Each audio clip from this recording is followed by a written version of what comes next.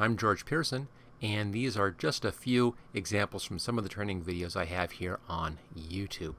Now, when you're working with the training, following along the training, if you want to get the materials I used in the training, just go to the description down below and click on the link that's at the top of the description, and this will take you to a page where you can download the materials. Please subscribe, click the like button, and of course always share on Facebook, Twitter, or wherever. I really appreciate that.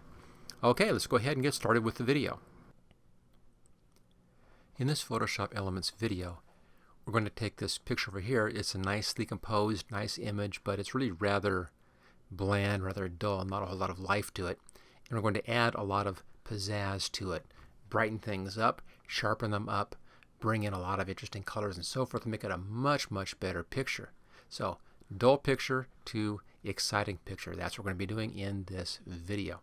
Okay, let's just get that out of the way, and we'll start here with just the basic photograph. Now, you can download this image. The link for this is in the description.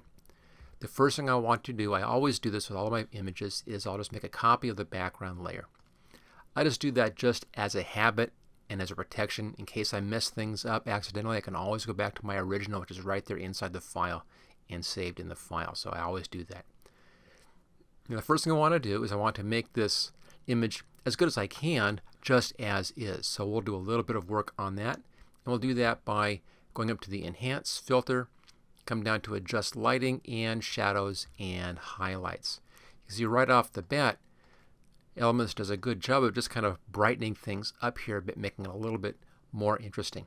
Now, all I really care about are the shadows, and it's at 35%, and actually that looks just about fine. I've played with this before, and the automatic setting in there, 35, is just about what I want. It just kind of brightens things up. So there's the original, and here it is with the shadow highlight filter applied to it at its default settings. So choose OK. So shadow highlights at the shadows bringing up to about 35% or so. Okay, that takes care of just a little bit of brightness on that image. Now, let's take it even further, and we'll do this with an adjustment layer. Let's go up here to Layer, New Adjustment Layer, and let's go to Brightness and Contrast and take it a bit further. Choose OK. There we go.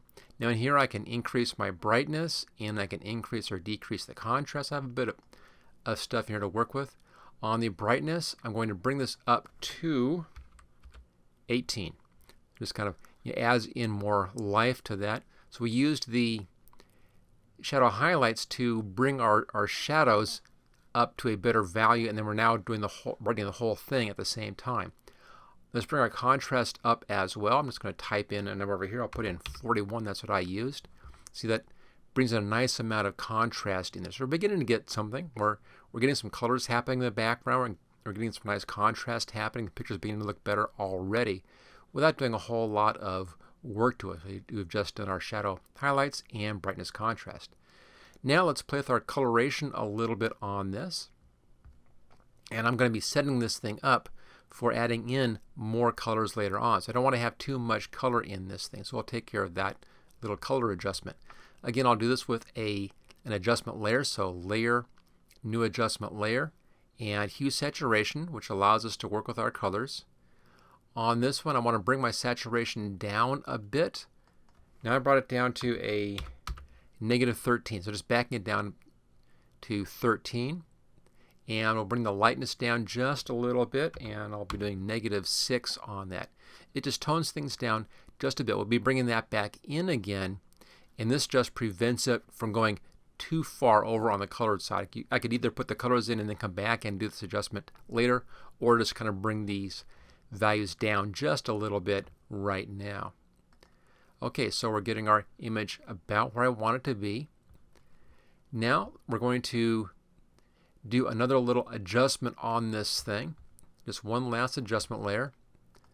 Layer, adjustment layer. This time we'll be doing levels, and this allows me to control my black and white point and the midpoint. So what I want to do is I want to lighten the whole image up. This is the values in the image. These are the black values. These are the white values. I want to bring the lights up a bit. You can see as I pull the white side over here, it brings the lights up. In here somewhere, just kind of catching into the lights, maybe about 234. I can bring the darks up a voltage, but that's not really what I want to do. I'll leave the darks as is. And we can move this just a little bit to the left. See what's happening here? It kind of lightens the whole image up. It's moving the mid-tone gray further down towards the blacks just a bit. So there is, without any adjustment, and I'll come down just a little bit, maybe about 1.10 should do the job well. There we go. So just a little adjustment on that. Again, these are just little things getting the image set up so that it's ready for all of our coloration. Okay, now we're going to do one more little interesting thing here, and that's going to be doing a gradient map on this. So come back down to this layer, doing a gradient map in here on this layer, and that's going to allow us to increase our contrast and give us control over that contrast. We can go back and we can adjust it later. You know a bit of that here, but you actually have more control with this next adjustment. I'll go back to our top level and then layer, new adjustment layer, gradient map. This is an interesting tool. You can come in here and you can put all kinds of gradients onto your picture. There's just kind of a blue to red to yellow. So all kinds of real fun stuff in here, even some weird special effecty kind of things. But all I want is just this black to white gradient, just the standard default gradient. And then if I take that gradient and now blend that into everything down below and just blend in the luminosity, that keeps all of our color values, but it then increases the contrast based upon that gradient map. It's real kind of an interesting trick. You see how that really makes her pop out now. So here it is without, and here it is with. It's a real nice way to bring in contrast in a very controlled manner. So there's without and there's with. That's a gradient map. Okay, our picture is now set to go. We're all ready to go. That's just where I wanted it. It's already a lot better. We're now going to take it even further by bringing in some interesting colors into this. So I'm going to go to our paintbrush this time. There's our paintbrush, and that's a bit large. Let me just find a brush size somewhere around 150, I think, 200 maybe. 200 is pretty good. I think that's that. You can see there's the brush size. Kind of hard to see there on it, but that's about 200, 205 on this particular picture.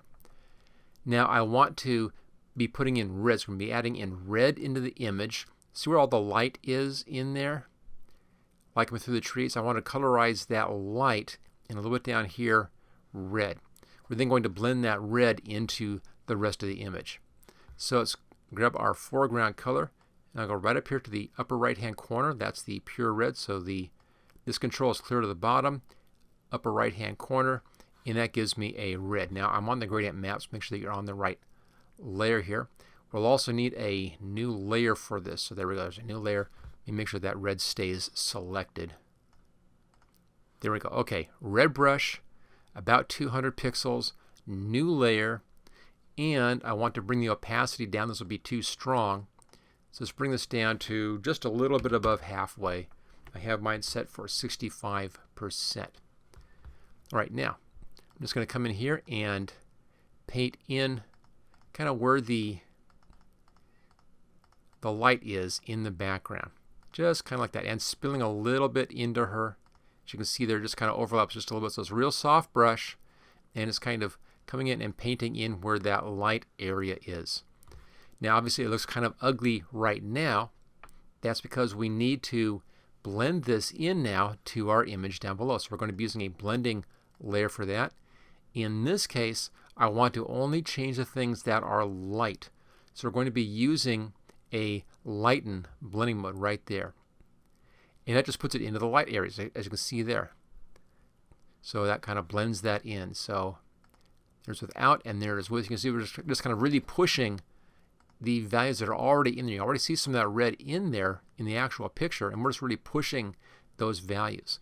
Now to make it interesting, we're going to be putting in blues around the outside. So we'll have warms in the middle and then cools around the outside. So again, new layer. There we go. Let's now go over and choose a blue instead. I'll just pull this up into our blue range. And something just right in the middle of the blues here. Doesn't need to be exact, but right in the middle of the blues. Clear to the upper right hand corner, choose OK. And I can even use the same brush. I'm just going to come in here and just do a little bit of blue in here. Kind of like that. And then over here on this side. And let's pull this down a bit so I can get a little bit just off the edge there. Now again, I want to blend this in better, so let's bring our opacity down on this as well. Obviously that's just far too bright. I'm going to bring it way down to 44%. So it's blending it in nicely there. And we now need to blend this layer in with our image as well. So let's go ahead and blend this in. I'm just going to go through these blending modes here using my mouse wheel so you can kind of see what the different blending modes do. I'm just going to scroll down with a mouse wheel and notice that this is going to be changing each time. So here's darken, multiply, color burn, linear burn right there. So you can see the different blending modes will blend this into the image in different ways. Some are very similar, screen, color dodge, linear dodge, all basically the same on this particular image. It'll depend upon what it is you're working with. There's the lighter color. Here's overlay. Here's a soft light effect, hard light, vivid light. So you can do a lot with these blending modes to really bring things in. Now what I want here is a soft light effect, just bringing in a little bit of that coolness around the outside. It kind of helps to make that warmth really bright. Okay, we're almost ready.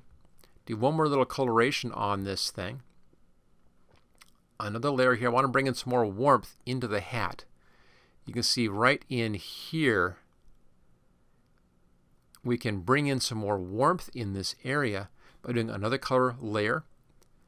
And let's just change our color now over to yellow. I'll come right to the middle of the yellows.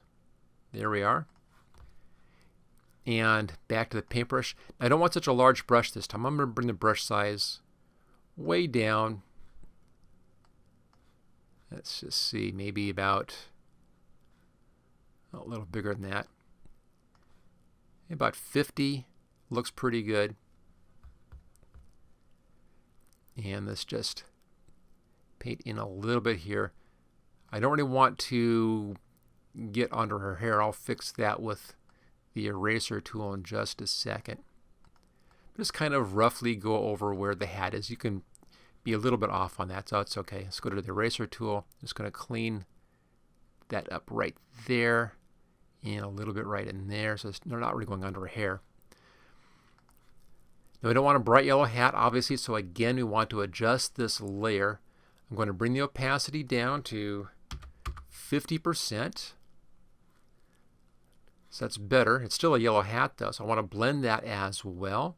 I'll go back and use that soft light again. And there we go.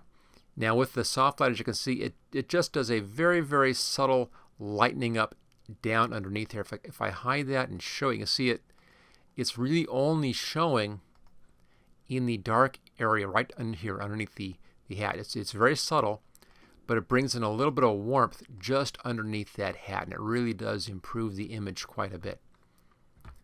Okay, so far so good. We have all of our nice coloration happening in here.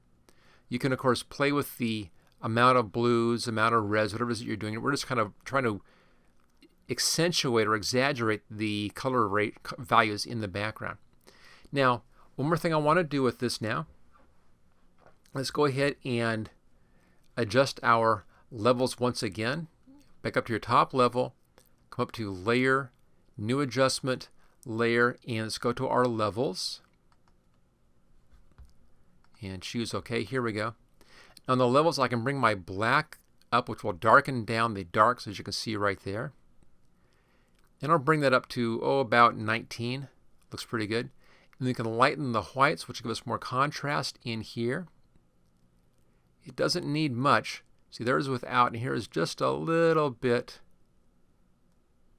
in there, just kind of lightening it up a little bit, maybe about 245 or so.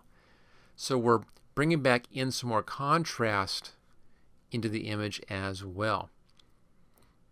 You can leave the gray point where it is. If you want to, you can go to the left to lighten it a little bit or to the right to darken it down. That's up to you. But I'll leave mine at exactly 1, which is the midpoint. Actually, it's 1.00 for our, oops, didn't want to do that. 1.00, there we go, for the midpoint. Okay, levels look real nice. We're just about there, just about finished. I think I might want to pull back on this layer a little bit. Let's bring our opacity down just a touch. I think I'm a bit too bright on that. Looks better down here. And let's take a look at our reds. Maybe tone those back just a little bit. Pull them down to 60 instead of 65. Just little tweaks so that everything looks a little bit more natural, a little bit more blended. All right, last thing I want to do, I want to soften the image up, give it a little bit of a soft effect so it has more of a romantic kind of feel to that.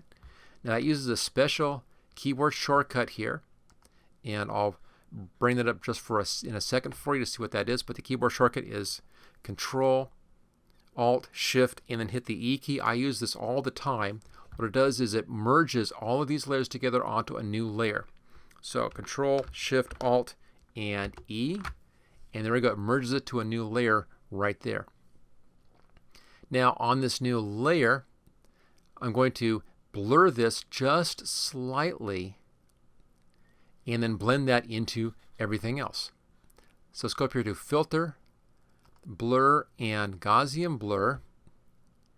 Now way down towards the left. I'm going to give it just a 2 pixel. See, it just kind of softens the image up in there. It's just a little bit out of focus, but I don't want it really out of focus. I just want to have some of the softness in there. So we're going to blend this into everything else using soft light. There we go. So there it is without that effect. Here it is with that effect. Just kind of accentuates the whole thing. Kind of hardens edges up. It gives a bit more of a romantic kind of feeling. If you don't like the strong effect in here, you can bring that effect down by using the opacity here to control exactly how much that you want. And I'll put this one at just about 25%. There we go. So there's without. Here it is with. You can see it just kind of richens things up just a little bit. It's an interesting little effect on there. Okay, let me bring up that keyboard shortcut that I used to merge all of these visible layers together. Now the idea here is you hide things you don't want to have. Put your selection on your top layer and then use this keyboard shortcut. Let me just go ahead and bring that up. And there it is. On Windows, it's Control, Alt, Shift, and the E key. Upper or lowercase doesn't matter. On the Mac, Command, Option, Shift, E. Great little keyboard shortcut to memorize. And again, this combines all of your visible layers onto a new layer. So that's what we did on that last step. Okay, the whole thing is done. It's all set to go. The last thing to do now is just to make any little tweaks on your adjustments that we had down below here. So at this point, you can go back in and you can make any little adjustments that you may want to do to, improve the image at all. So let's say you wanted to double check your levels. Just double click on the level icon, and then you can come in here and tweak your values a little bit. I'm just lightening up my midtones just a touch here. And bring that back just a bit. There we go. So just little adjustments like that to fine-tune the overall look. But there we go. There is taking a nice photograph, but one that was kind of dull, and then adding a lot of life and interest to it by going through just several steps here and then bringing in some coloration as well, really accentuating the colors that are already in the image, but really punching them up by adding more color on top of that image. So there we go. That's using what's technically called a hard light effect. Kind of base it on the hard light effect. I've done a little bit of tweaking here on that, but adding in a lot of interest and color into a regular picture. Let me see if we can see how the whole thing looks here again. I'm going to Go to my top layer one more time. I'll do my same trick. Control-Alt-Shift-E. Merges onto a new layer. I can now hide all of this stuff. Bring back our original layer. So there's the original, and then here's the adjusted version. So original and adjusted. There we go. Bringing life into a rather dull image. Thank you for watching this special Photoshop photography project video. Don't forget to subscribe so that you will get first notice of new project videos in the future. Just click on this link right here where it says subscribe here. You can get all 12 project videos in this series along with 26 special videos demonstrating the tools and techniques that I used in these projects by clicking on this link right down here. And then thank you again for watching this training video.